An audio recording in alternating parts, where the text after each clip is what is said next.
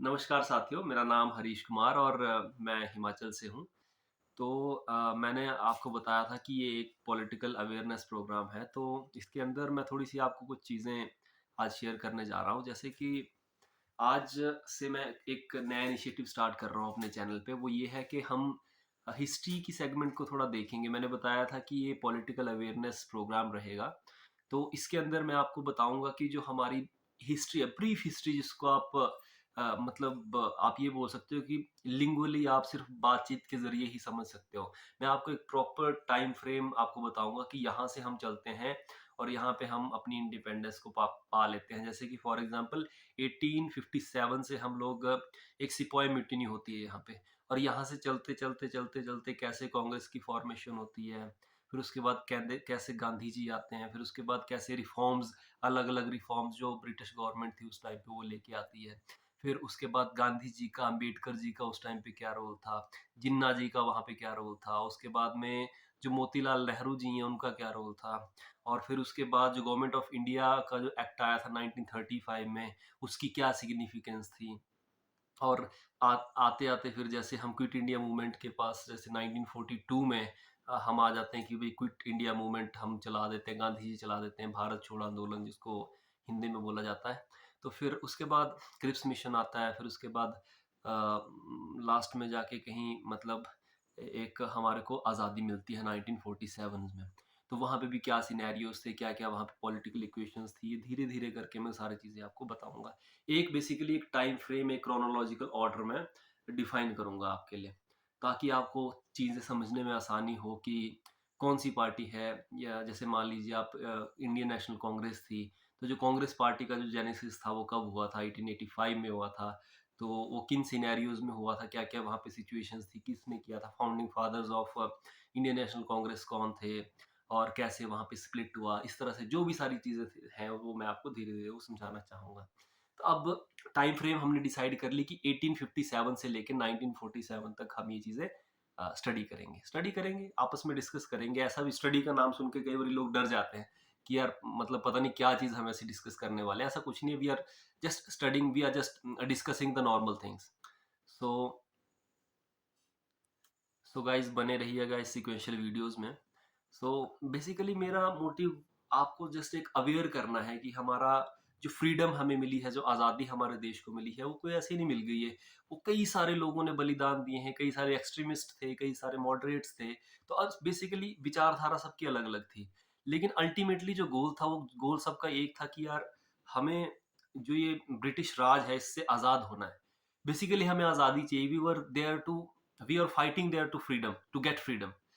सो आज के सिनेरियोज़ को जब मैं देखता हूँ तो यहाँ पे बहुत सारी करप्शन देश में देखी जाती है और जो हमारा पॉलिटिकल सिस्टम्स हैं वो भी करप्ट हो चुके हैं, एडमिनिस्ट्रेटिव सिस्टम्स हैं वो करप्ट हो चुके हैं। मैं नहीं बोल रहा ये मतलब बहुत सारी जो इन्फॉर्मेशन आपके पास में पड़ी है, बहुत सारे घोटाले हो चुके हैं, काफ़ी सारी चीज़ें। तो इन चीज़ों को जब मैं देखता हूँ तो दुःख महसूस होता है कभी न कभी और जो मेरे व्यूअर्स हैं, जो आप लोग हैं, आप भी ये देखते होंगे कि नहीं यार लगता है यार कि नहीं ऐसा नहीं होना चाहिए। तो बेसिकली कोई भी चीज़ अच्छी या बुरी नहीं होती। मतलब हमें क्या करना है, हमें बुराई को ख़त्म करना है। हमें बुरे लोगों को ख़त्म नहीं करना है। बेसिकली कोई इस टाइम पे अगर कोई मान लीजिए करप्शन कर रहा है, मान लीजिए कोई क्रिमिनल है वो क्राइम कर रहा है। आज रिसेंटली आपने एक खबर सुनी होगी जिसमें एक लड़का है, एक मुस्लिम लड़का है, उसने एक हिंदू लड़की थी श्रद्धा उसका नाम था, लड़के का नाम मेरे को याद नहीं है। तो उस लड़के ने 6 महीने पहले उस लड़की को मारा और उस लड़की को गला घोंट के मारा और उसके बाद लोगों को पता ना चले मतलब सोसाइटी को, लोगों को पता ना चले, पुलिस को पता ना चले, वो पकड़ा ना जाए, उसके लिए उसने क्या किया कि उस वो एक शेफ़ था बेसिकली। तो उसने क्या किया कि अपने चाकू से उसके 35 टुकड़े किए उस लड़की के। तो वो 35 टुकड़े उस लड़की के किए उसने और उन 35 टुकड़ों पे क्या किया, उसने अपने फ्रिज में रखा उनको। सारे टुकड़ों को फ्रिज में रखा और धीरे-धीरे करके कई सोर्सेज़ के द्वारा ये बताया जा रहा है कि 15 से लेके 30 दिनों के अंदर उसको डिस्पोज़ किया। और वो ये दिल्ली की घटना है और बेसिकली ये दिल्ली के ही किसी फ़ॉरेस्ट में मतलब उस लड़की को दबाया धीरे-धीरे। आज हालाँकि उसका कन्फेशन आ चुका है, उसने मान लिया है कि हाँ, मैंने गुनाह किया था और साथ के साथ उसने ये भी अ ये भी कन्फेस किया, ये भी बताया कि मैंने कहाँ-कहाँ पे आज शायद जो सर्वे टीम थी पुलिस की, वो आज गई है मतलब क्राइम सीन पे वो गई और उसके बाद में उन्होंने वो फ्रिज देखा, बाकी शायद वेपन वगैरह भी मेबी जो क्राइम वेपन है वो उनको मिल जाए और साथ के साथ वो उस जगह पे भी गए हैं उसके रिमेन्स को देखने के लिए।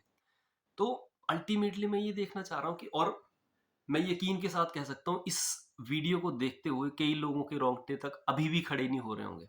मतलब पुराने टाइम में बात अगर मान लीजिए पता चलता था कि किसी के यहाँ बंदा मर गया, एक्सपायर हो गया, तो मतलब एक रोंगटे खड़े हो जाते थे यार, ऐसा लगता था ओ माय गॉड ये क्या हो गया। लेकिन आज 200 लोगों की भी अगर आप मौत देख लेते हो ना, तब भी ओ यार कोई बात नहीं, मौत ही तो यहाँ थोड़ी हो रही है, वहां हो रही है कहीं। लेकिन नहीं, आपकी सेंसिटिविटी, आपकी जो संवेदनशीलता है उस पे कहीं ना कहीं एक सवाल उठता है। आपकी, हमारी, सबकी संवेदनशीलता पे कहीं ना कहीं सवाल उठता है। आज बहुत सारे ह्यूमिसाइड्स के मामले हैं, बहुत सारे जेनोसाइड्स के मामले और भी कई तरह के मामले। बेसिकली मैं अपनी बात को दोबारा अपने ट्रैक पे लाता हुआ, ये सारे जितने भी मुद्दे मामले हैं, ये सारी जितनी जो घटनाएँ हैं, दिल दहलाने वाली जो घटनाएँ घटनाएँ हैं, ये बेसिकली अ, क्यों होती हैं, क्या इनकी जेनेसिस है और इनको रोकथाम के क्या तरीके हो सकते हैं। तो बेसिकली अब फॉर एग्ज़ाम्पल आप उस लड़के को मार दीजिए, ख़त्म कर दीजिए, उसको फांसी लगा दीजिए, दैट्स इट, वो मर गया। लेकिन क्या वो बुराई ख़त्म हो गई? क्या आने वाले टाइम में उसके जैसे बंदे, उसके जैसे जो क्राइम है वो और इंसान लोग नहीं करेंगे, वो बंदे नहीं करेंगे? तो उसके लिए बेसिकली हमें क्या करना पड़ेगा? हमें अपनी हिस्ट्री के बारे में पहले पता करना पड़ेगा। हमें पता करना पड़ेगा कि जो हमारा राष्ट्र, जो आज इस टाइम पे मतलब एज़ ए राष्ट्र इस टाइम पे हमें ये दिख रहा है, ये कैसे दिखा? ये कैसे डेवलप हुआ? ये कैसे हमने आज़ादी पाई?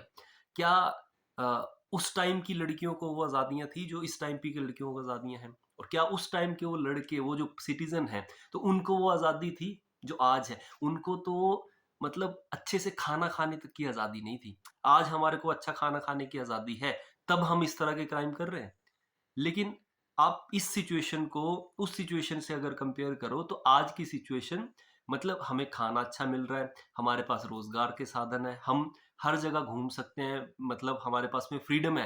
We have the freedom to travel, we have the freedom to like treat equality equally, मतलब हमें ये फ्रीडम है कि बेसिकली हम लोगों को इक्वली ट्रीट किया जाए। हमारे पास में एम्प्लॉयमेंट की अपॉर्चुनिटी है ना? और भी कई सारी चीजें हैं जो हमारे फंडामेंटल राइट्स जिनको हम बेसिकली बोलते हैं। तो ये सारी चीज़ें अल्टीमेटली हमें इशारा करती हैं कि यार नहीं, नहीं, हमें कुछ ना कुछ तो सीखने की ज़रूरत है। हमें अपनी हिस्ट्री को देखने की ज़रूरत है। हमें ये एथिक्स को समझने की ज़रूरत है। हमें ह्यूमन वैल्यू को समझने की हमें ये समझने की ज़रूरत है कि जो एक इंसान है उसकी लाइफ़ की वैल्यू क्या है एक्चुअल में। तो यही एक्चुअल में मेरा मोटिव है इस चैनल को स्टार्ट करने का। मैं बेसिकली बहुत ज़्यादा मासेस तक मैं पहुँच नहीं सकता क्योंकि ये मेरी अपनी कैपेबिलिटी के भी पार है। लेकिन हाँ, आज सोशल मीडिया का ज़माना है और मतलब एक इंसान यहाँ पे बैठा, हिमाचल में कहीं बैठा हुआ अपनी आवाज़ को दिल्ली तक पहुँचा सकता है, बैंगलोर तक पहुँचा सकता है, दुनिया के किसी भी कोने में पहुँचा सकता है थ्रू दिस प्लेटफ़ॉर्म यूट्यूब। सो मैं मतलब अपने कोर्स पे ही स्टिक रहूँगा बेसिकली, लेकिन थोड़ी-थोड़ी बातें मैं ऐसी करता रहूँगा। तो अब मैंने टाइम फ्रेम बताया आपको 1857 से लेके 1947। तो जो आने वाली वीडियो है उसमें हम क्या करेंगे, 1857 से लेके 1905 तक के जो मेजर इवेंट्स हैं उनको हम कवर करेंगे और वैसे वैसे धीरे धीरे आगे टाइम फ्रेम के साथ में बढ़ते जाएंगे। ठीक है जी। तो इसी के साथ बहुत बहुत धन्यवाद आपका। और मैं हरीश, लाइक करें, सब्सक्राइब करें और शेयर करें मेरी वीडियोस को। और इसी के साथ जय हिंद, जय Bharat. Thank you very much.